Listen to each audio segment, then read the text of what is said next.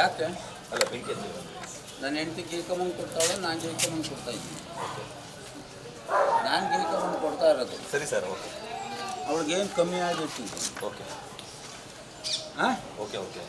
ಮನೆ ಕಳಿಸ್ಕೊಟ್ಟಿದ್ದೀನಿ, ಒಡವೆ ಮಾಡಿಸ್ಕೊಟ್ಟಿದ್ದೀನಿ, ಬಟ್ಟೆ ಬಡಿಸ್ಕೊಟ್ಟಿದ್ದೀನಿ, ಎಲ್ಲನೂ ಕೊಟ್ಟಿದ್ದೀನಿ. ನೆನ್ನೆ 5,000 ರೂಪಾಯಿ ಕೊಟ್ಬಿಟ್ಟು ಅವಳಿಗೆ, ಹಾಂ ಸರ್, ಅವ್ರ ಅಕ್ಕ ತಂಗಿರು ಎಲ್ಲರಿಗೂ ಊಟ ಹಾಕ್ಕೊಂತ ಊಟ ಮಾಡಿಸಿದ್ವಿ. ಸರಿ ಸರ್, ಆಯಿತಾ? ಸರಿ. ಈಗ ನಾನು ಬೆಳಗ್ಗೆ ಕುಡಿತಾ ಕೂತ್ಕೊಂಡೆ, ಮಕ್ಕಳ ಜೊತೆ ಮಾತಾಡ್ತಾ ಇದ್ದೆ. ಏನ್ರ ನಿಜನಾ?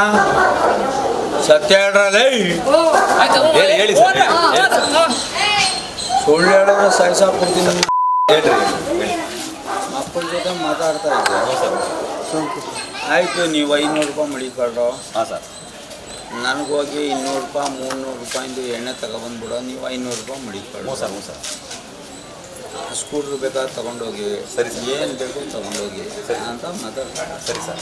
ಎಲ್ಲ ಕಿತ್ಕೊಂಡು ನನ್ನನ್ನೇ ಬಾಕ್ಲು ಹಾಕ್ಬಿಟ್ಟು ರೂಮಲ್ಲಿ ಚಿಲ್ಕನ್ನು ಹಾಕ್ಬಿಟ್ಟು ಸತ್ರ ಸಾಯಿ ಇದ್ರೆ ಇರು ಎಣ್ಣೆನೂ ಕೂಡ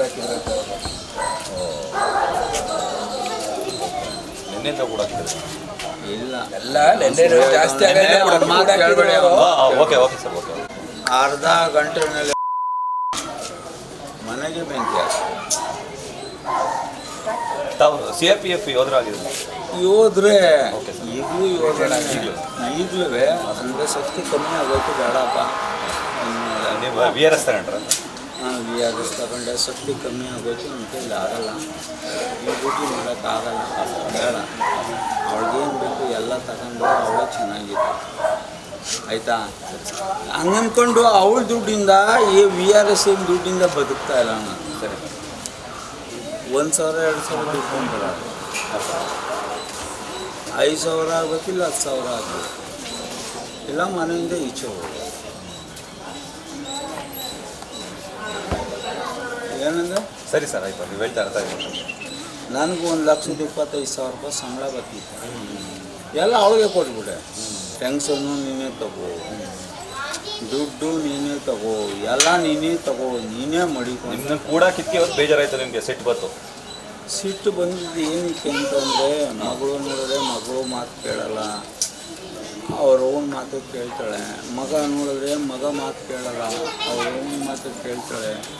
ಹೆಂಡ್ತಿ ಕೇಳೋಕೆ ಹೋದರೆ ಹೆಂಡ್ತಿ ಅಂತೂ ಮಾತೇ ಕೇಳಲ್ಲ. ದಿನ 70,000 50,000 1,00,000 ದಿನ ಇಸ್ಕೊಂಡಿರ್ತಾರೆ.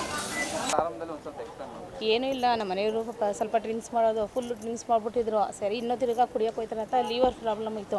ಸರಿ, ಇಲ್ಲೂ ನಾವು ಲಾಕ್ ಮಾಡ್ಕೊಂಬಿಟ್ಟು ಒಳಗಡೆನೇ ನೀವು ಇರಿ ಅಂತ ಒಳಗಡೆನೇ ಇರಿಸಿದ್ರು. ರೂಮಲ್ಲಿ ಲಾಕ್ ಮಾಡ್ಕೊಂಡೆ. ಆಮೇಲೆ ಸರಿ ಲಾಕ್ನ ತೆಗೆದು ಇಲ್ಲಿ ಲಾಕ್ ಮಾಡ್ಕೊಂಬಿಟ್ಟೆ. ಲಾಕ್ ಮಾಡ್ಕೊಂಡು ಅಲ್ಲೇನು ಮಾಡಿದ್ರು, ಸಿಗರೇಟ್ ಸೇದ್ಬಿಟ್ಟೇನೋ ಇದ್ರ ಹಾಸಿಗೆ ಮೇಲೆ ಇಟ್ಬಿಟ್ಟವ್ರೆ.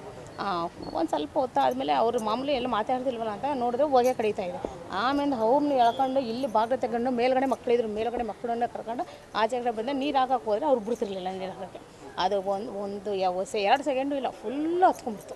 ಅದು ಹಾಸಿಗೆ ಬಂದು ಲೈಲಾನ್ ಹಾಸಿಗೆ ಫುಲ್ ಹತ್ತಿದಲ್ವಾ, ಎಲ್ಲ ಫುಲ್ ಮಂಚ ಗಿಂಚ ಎಲ್ಲ ಉರಿದ್ಕೊಂಡ್ಬಿಟ್ಟು. ಮೇಲ್ಗಡೆ ಕಬೋರ್ಡು ಗಿಬೋರ್ಡು, ಮಂಚ ಗಿಂಚ, ಬೀರು ಮತ್ತು ಸೋಫಾ ಸೆಟ್ಗಳು, ದೇವ್ರ ಮನೆಯದೆಲ್ಲ ಫುಲ್ ಓಟೋಗಿದೆ. ಅದೇ ಇನ್ನೊಂದ್ಸಲ ಕುಡಿಯೋಕೆ ಹೋಗ್ಬೇಕು ಅಂದರೆ ಇನ್ನೂ ಕುಡಿಯೋದು ನಾಷ್ಟಾನು ಮಾಡಿಲ್ಲ, ಬೇಡ ಕುಡಿದ್ರೆ ಇನ್ನೊಮ್ಮೆ ಏನಾದ್ರು ಕಾಲು ಗಿಲ್ಲೆಲ್ಲ ಊದೋಗೈತೆ ಅವ್ರಿಗೆ. ಅಲ್ಲಿ ನೋಡಿದ್ರಲ್ಲ ದುಡ್ಡು ಇತ್ತು ಸರ್ ಬೀರು ಮೇಲೆ. ಇವತ್ತು ತಂದು 20,000 ರೂಪಾಯಿ ಇಟ್ಟೆ, ಯಾರೋ ಕೊಟ್ಟರು ಅಂದ್ಬಿಟ್ಟು.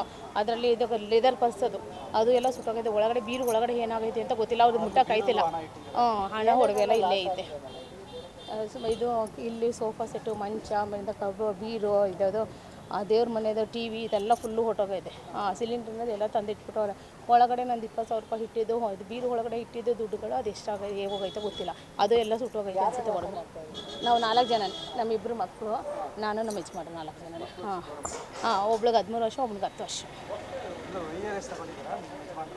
ಇವಾಗ ವಾಲಂಟ್ರಿ ತೊಗೊಂಬಂದಿದ್ದವ್ರು, ಅಮ್ಮನಿಗೆ ಹುಷಾರಿಲ್ಲ ಅಂತ ವಾಲಂಟ್ರಿ ತೊಗೊಂಬಂದ್ಬಿಟ್ರು. ಅಂದರೆ ಅವ್ರಿಗೆ ಫುಲ್ಲು ಕುಡಿದ್ಬಿಟ್ಟಿದ್ರಲ್ಲ ಅದರ ನಷ್ಟದಲ್ಲೇ ಇಟ್ಬಿಟ್ಟು ಮೇಲೆ ಹಾಕ್ಬಿಟ್ಟವ್ರು. ಈ ಥರ ಯಾವಾಗಲೂ ಏನು ಮಾಡಿರಲಿಲ್ಲ.